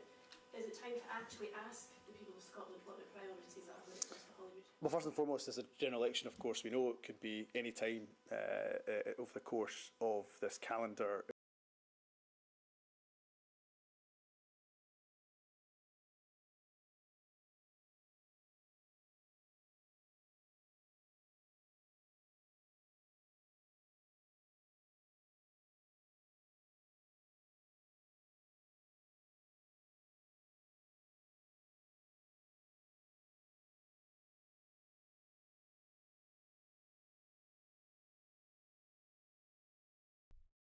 Forward to putting our record very much in front of the people of Scotland and listening to their verdict.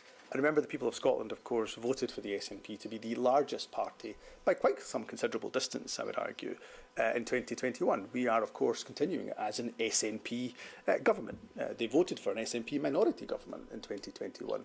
We continue to be a minority government. And I think people want our political parties, of course, They want our political parties right across the political spectrums to continue to work together. We'll do that on a case-by-case basis. The ending of the Boot House Agreement does not mean and should never be taken as a suggestion that the SNP does not want to work with the Greens. We do, we will. And of course next week will be a demonstration of the SNP-led government doing that. So let's continue to work together. We've got a policy agenda that we put in front of the people ahead of 2021. They elected us as the largest party. We continue to be the largest party, and we'll drive forward with that policy perspective.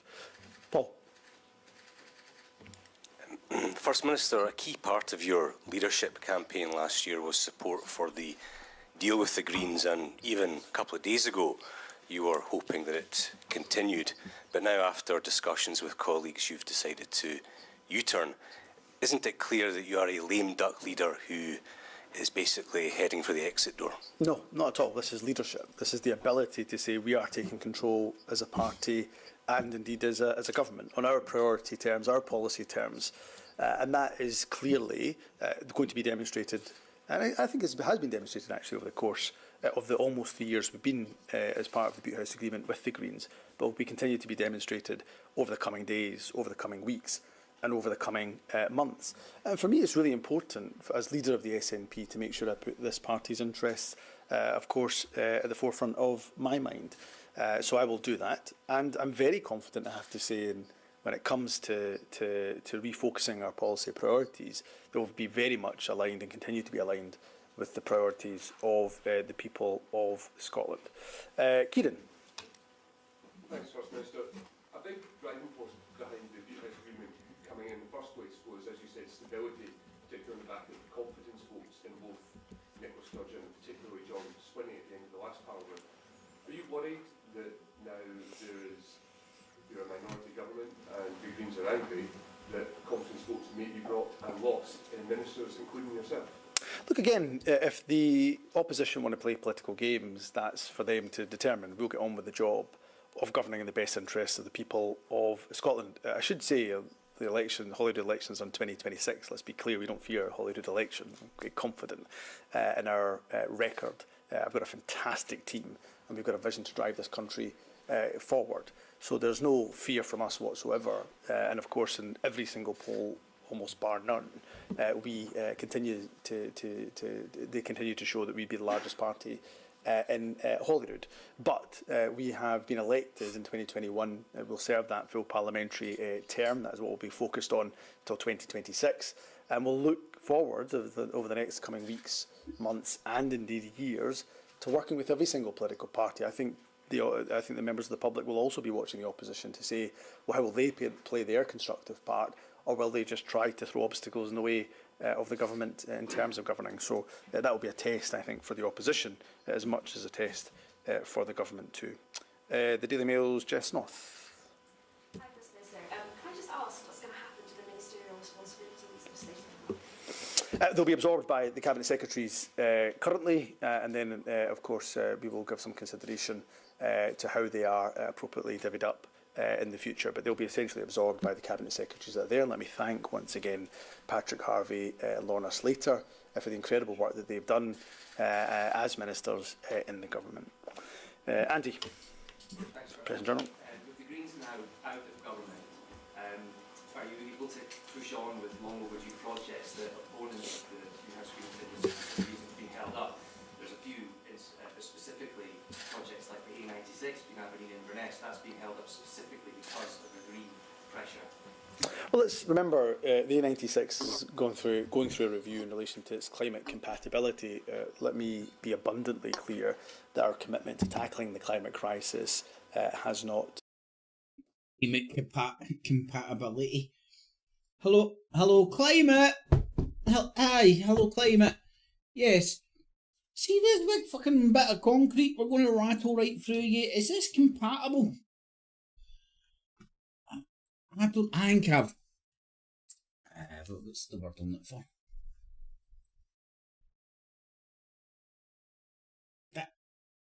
I'm listening for something of merit to be said. Oh, pardon me. And nobody's actually saying anything.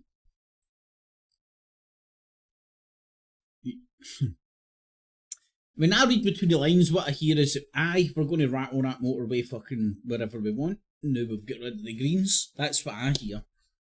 Diminished one single bit. We continue to want to show leadership where we can in tackling the climate crisis, and of course having to move The away other from wee the sign language lady must have tagged out, man. She was we can knackered. demonstrate accelerated action in tackling the climate crisis. So we don't move away from that. We're not diminished in our ambition to tackle the climate crisis one bit. In terms of the refocus of priorities, you can Look how imagine lovely her that work is colour very her much hair is, isn't it? underway.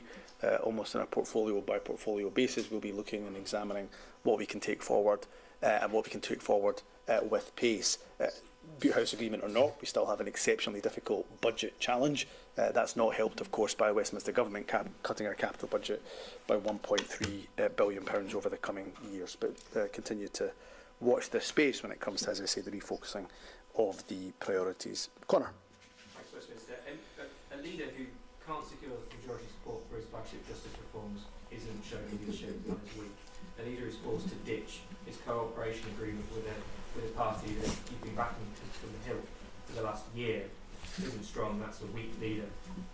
You've done almost everything Kate Forbes said she would do as leader when she ran against you. Isn't it just time to hand over the reins to someone with leadership in the party?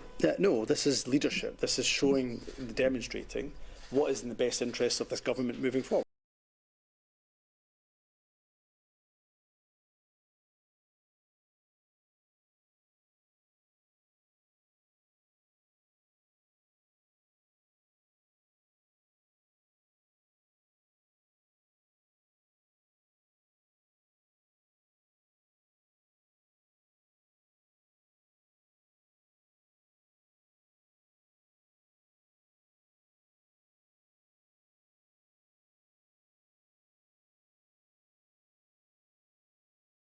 We're a party at the centre left. There'll be no mistake about it. It's like a nationalist. Mm-hmm. Socialist. Mm-hmm. Mm-hmm. Continue to be a party of the centre left. We'll continue to be a party that stands up for equality, that stands up for social justice, and will continue to be a party that also is pro-independence, of course, and a party that also tackles. Mate, independence is so far gone. It's unreal. It's that ta-ta and that bullcrap independence. Fuck you, EU. I mean, I think make the penny drop with a lot of people like, well, Snow, we want to be independent. Aye. Oh, that sounds like a great idea. So why drop out of one union to join another? You know? So shifting the sands. And then the monetary system wouldn't allow it, because then you would have the euro as currency on this isle. You know? And let's not forget, we don't just have one bank, we have two banks up here. Royal Bank of Scotland and the Bank of Scotland. Such a great scam, we had to do it twice. And who owns the Royal Bank? The twin crisis of climate and nature. So we won't move back or withdraw or diminish from those positions one single iota. Lucy from the National. Thanks, Westminster. And what's the impact of losing a pro-independence majority on the independence cause? The Parliament still has a pro-independence majority. It will continue to work with political parties such as the Greens, of course, that believe, as we do, that this country's best future is served as an independent nation in the European Union. So I look forward to continuing, as I did on the weekend, sharing platforms with the Greens, continuing our drive towards an independent nation. So I would say to independent supporters, the SNP government will continue to be focused on ensuring that people of Scotland get a say over their own future, and the challenge will be to Westminster parties in relation to stop denying the people of Scotland their choice over their own future. Sev, you had a hand up. Westminster, one of the real reasons why you're in this position is this guy? Why? Is this guy daft? Stop! Taking away the right for Scottish people to fucking this. We did, mate. We have. Done. Dusted. Once in a lifetime opportunity. which is going to happen twice in a lifetime for me, maybe, if you get your way. Anyway, let me go on this fish. Because you failed as First Minister to deliver on some of the key policies of the agreement, and you're also terrified of losing seats at the general election. And this is all about saving your position and your post, nothing about what's best for the country or for the deal that you'd struck with the Greens. No, look, I believe that stability is really important for governing and for the priorities of the people of Scotland. I think recent days and recent weeks have shown that that stability is not there. I believe that doing as we have done in the best traditions of this party and government, that minority government is the place for us to be, and we'll have to, of course, be very wise and careful around the battles that we choose to fight, and we will be absolutely and entirely focused on the people of Scotland's priorities. I have to go because it is now time for me to get to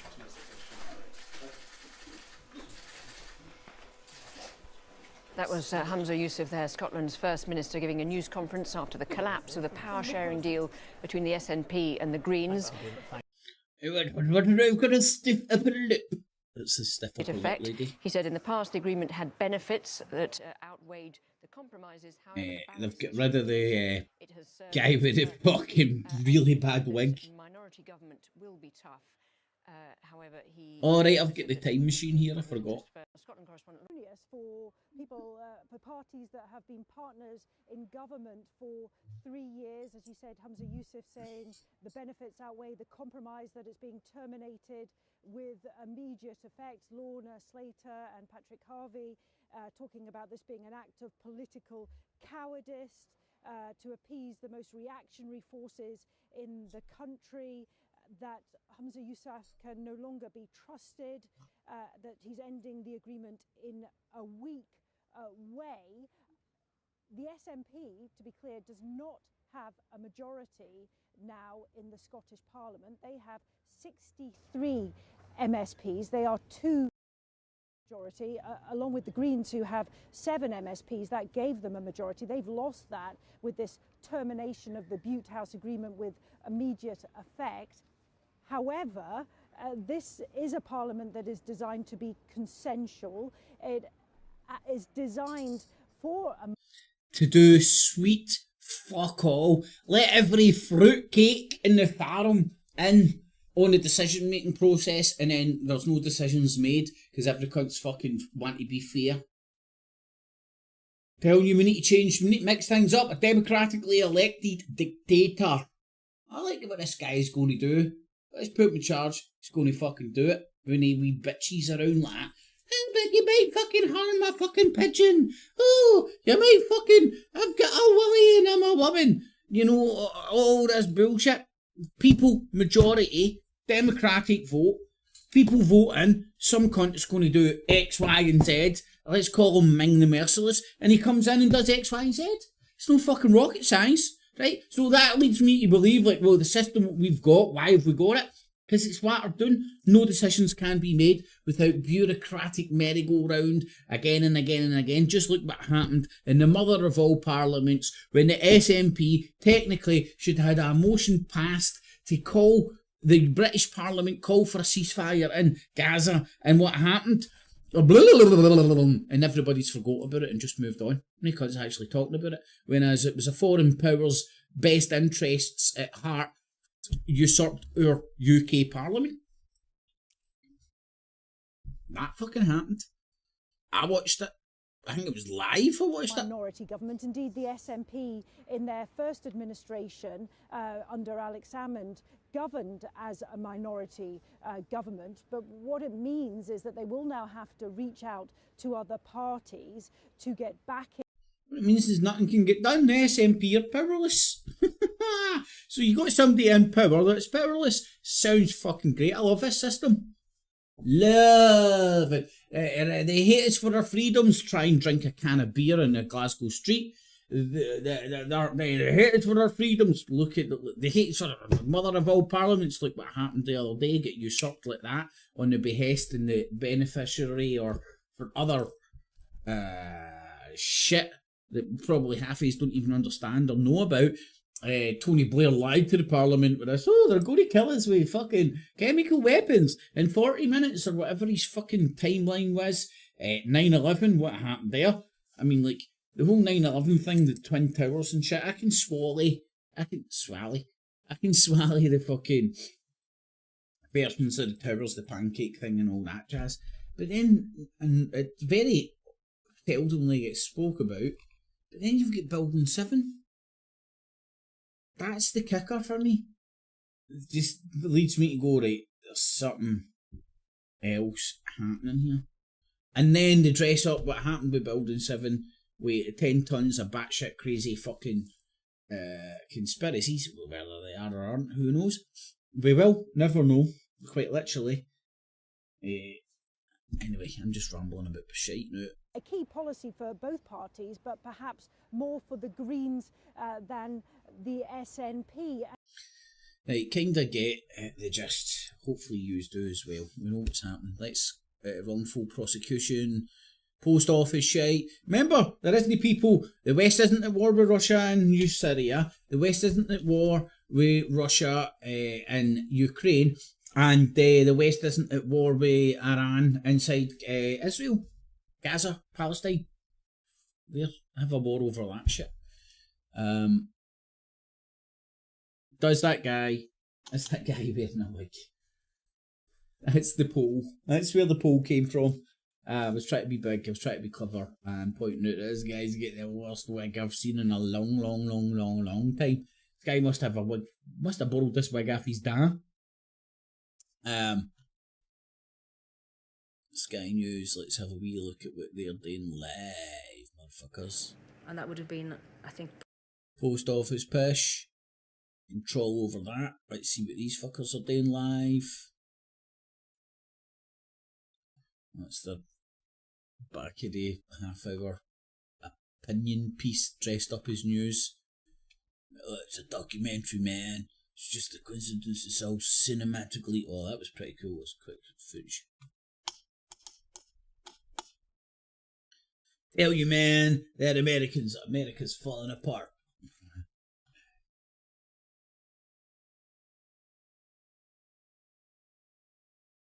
Right, I've been running that fucking ages. So the pro-Palestinian marches, protests, whatever that's happening.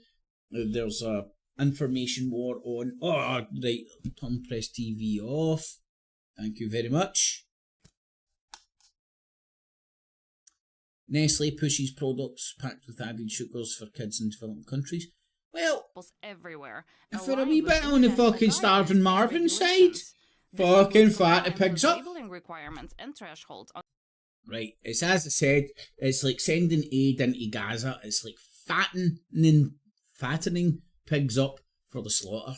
It's a fucking giraffe, man. It's like you can't lose. You people are getting paid to give the people that you're just about to slaughter food and water. Then you pay the people that are just about to slaughter them, and then people are getting paid. The same people, a lot of the time, same interests, are getting paid to give the people that are going to kill the fucking people that they've just gave food and water to, the guns, bombs and bullets to kill them. It's such a good racket. Such a good racket. Right, I'm even joking. That is actually making me a wee bit hungry. Oh shit, hold on, what is it? They don't even tell us or warn us at clinics. Well, I understand that Nestle, it's business, right?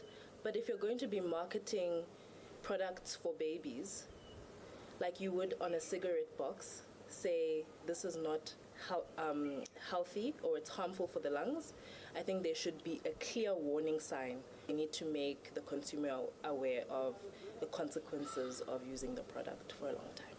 While there are growing calls for Africans fucking to baby boycott milk. these products, such talk is limited. Only a few are willing to speak out on the issue, perhaps showing just how big and influential. Right, I know RT are just all about saving the babies, right? They care about fucking little black babies as much as John McCain, right?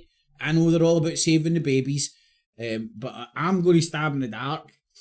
Is Nestle an American or Western company? Oh shit. Here's the guy that's too fat and posh to fucking talk. Local troops on tactics to fight Ugh. terrorism. We would like Hold Russia on, to train maybe- our troops. This also concerns combat tactics and the use of weapons.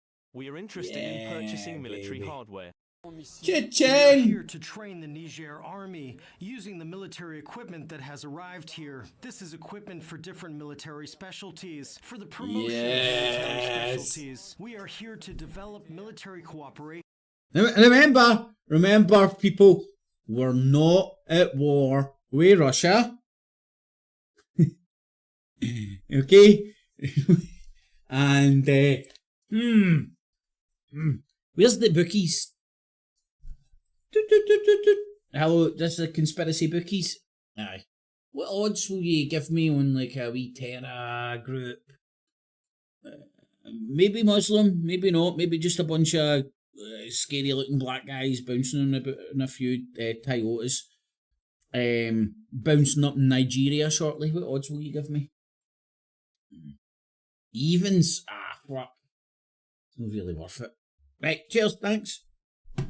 Just on the phone to my conspiracy bookie there. Between Russia and Niger.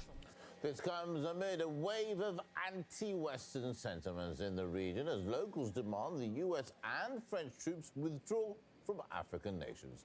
There have been mass protests in Niger against the US military presence, and the government has...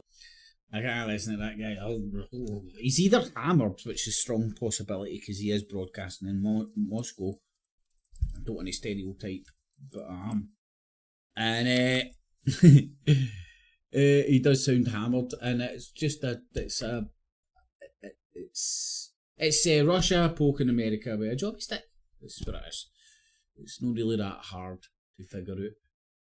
Right, I'm going to fuck off because I want to do things, and then still that post office thing. What the fuck is that? Is that a woman? What the fuck is that? Remember, it's alright, it's on Talk TV. And you could have it. It was the party that gave aspiration that maybe if you did really well, you could have 2 homes. And yet here we have Michael Gove, who's brought in this legislation allowing councils to double council tax, to stuff individuals who have worked hard throughout their lives. And then what happens? They pass it on to the renters, or they bring in Airbnb. You know, you're just ignoring the people who you're supposed to be looking after. I just don't agree with your characterization. I mean, you are, as you said, you're in the industry, so you have a very well informed view of the perspective of the people. Modern PoliTITS, still floating about. A guy that looks like a fucking puppet for Thunderbirds, straight up. What? Thought he'd finished.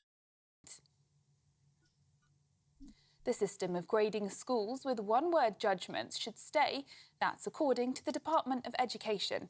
The government says grades such as outstanding or inadequate provide significant benefits and give parents a succinct summary of schools. The grading system came under scrutiny following the death of head teacher Ruth Perry, who took her own life after a report downgraded her school. Her sister Julie Walters says the government... That's been regurgitated a good few times. And if you want to participate in the wig poll, this is the man. This is the man. We clearly a fucking wig. Never seen. It's a long time since I've seen a wig that bad that you actually notice it. You know. And usually, if you're floating about in these sort of circles, you can afford those hair transplants or something. I'd like to see him baldy. But I think we got most of the shit. The post office, this is what the British TV's telling. This is what the most of the British TV's telling you to think about. Post office, the SNP stuff, right? The SNP stuff is clearly.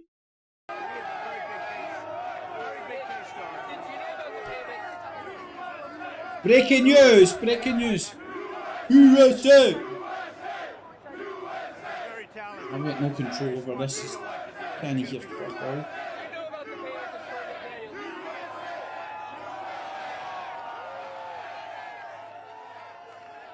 Mark, still with us to react to that. Absolutely fascinating stuff, Mark. I mean, you had a question earlier about whether the US networks are carrying it. I can see the CNN feed, and they have been carrying it.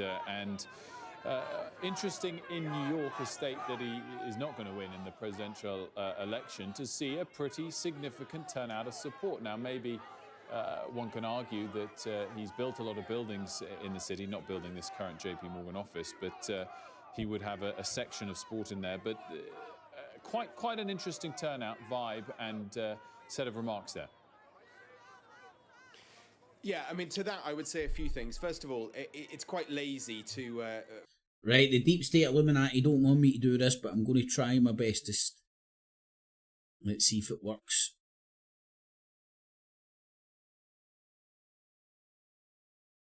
Told you, deep state Illuminati. It's just the way of the world with this DVR fucking thing. I don't know whether to leave it and it'll kick in, or it spazzes out. And then it won't happen. From here, but 100 perhaps. The other point to make is that they were told to be there. This was they obviously wanted to be there, but they were told this was happening. So this is choreographed in that sense. So there's no question that these... Come on, work. Come on. Come on, come on, come on, come on. Go on, go on, go on, go on. For this right, moment, let me which see. for Team I'll Trump, try a different technique. Is perfect. Invited, but it is wanted to be there, but they were 100 perhaps.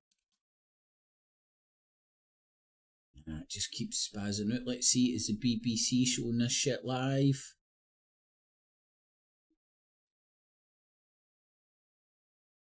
No, they're not.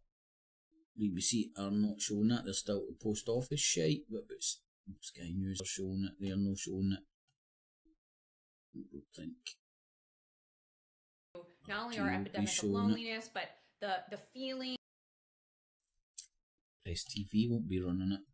So it only seems to be Sky News, and it's fucking spazzing out. He didn't appear to break any gag orders this morning. I thought his language was quite careful. He talked about the Teamsters. That's a particular... Come on! Work, you piece of shit, fucking YouTube.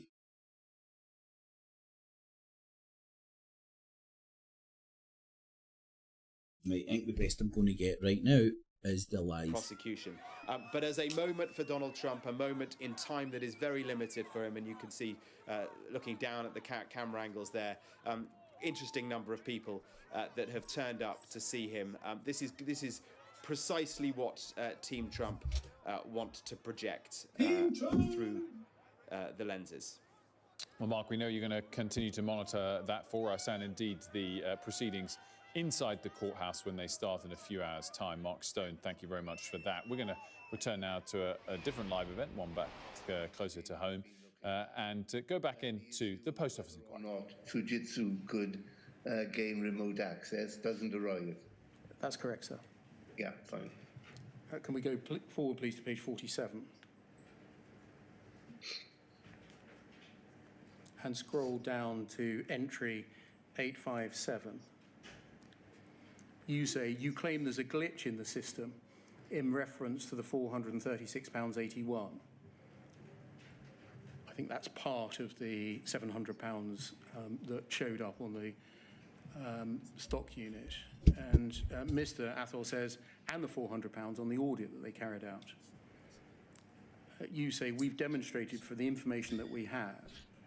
He interrupts and says, that's no, enough for that. I'm going to bore. Like, that's an absolute massive distraction. You know? Brought to you by the BBC, I might add. You know, no country give a fuck if the BBC didn't do that drama. This is bigged up and put everywhere. So I think that's all I'm going to do for this first daily PoliTITS. I'm going to try and do it on a Monday to Friday basis in the morning. Whatever, just a roundup of all the pitch that's coming out. Might as well live stream it while I'm doing it anyway. It's get a wee bit more creative and stuff, and you can have jokes about whether BBC News presenter is wearing a wig. One of the worst wigs I've ever seen in my life. Oh shit! Right, I'm gonna go. You all have a nice afternoon. Clips. And remember, citizens, always subscribe. Hit the notification bell as well. And $19.95 plus shipping and handling will keep you out of hell.